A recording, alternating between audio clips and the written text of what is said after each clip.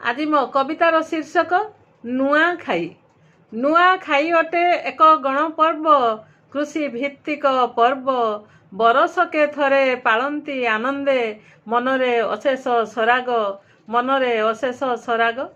नुआखाई हाट, नुआखाई पाट, नुआ अन्न नुआ बंधु, नुआ नुआ लागे घर द्वार सबू, रंगायित झियो बधू।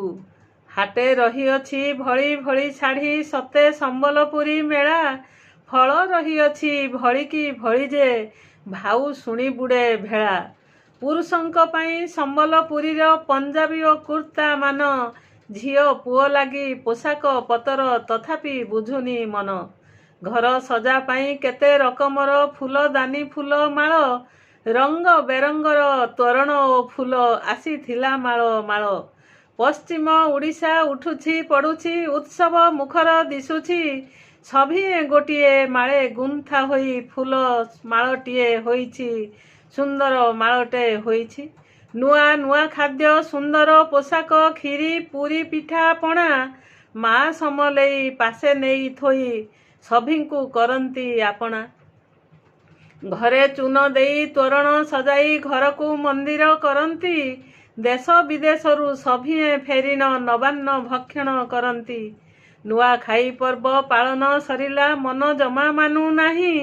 ପରିବାର ବନ୍ଧୁ ନବାନ୍ନ ଖାଇଲେ, ଫେରିଗଲେ କର୍ମ ଭୂଇଁ। ଚାକିରି ଜୀବନ ଯନ୍ତ୍ରଣାଦାୟକ, ମିଳିଥିଲା ଛୁଟି ଦୁଇ। 2 ଦିନ ଛୁଟି ନିଅଣ୍ଟ ପଡ଼ିଲା, ଚାଲିଗଲେ ପୁଅ ବୁଇ।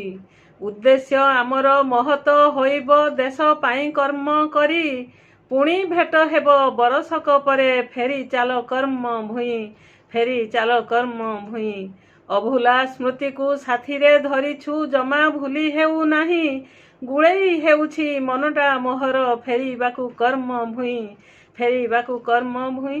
ମା ମାହେଶ୍ୱରୀ, ମା ସୁରେଶ୍ୱରୀ, ମାଣିକେଶ୍ୱରୀ ମା, ପଣତ ଘୋଡ଼େଇ ରଖିବୁ ସଭିଙ୍କୁ, ବହୁ ଶାନ୍ତି ମୈତ୍ରୀ ବା, ବହୁ ଶାନ୍ତି ମୈତ୍ରୀ ବା, ବହୁ ଶାନ୍ତି ମୈତ୍ରୀ ବା।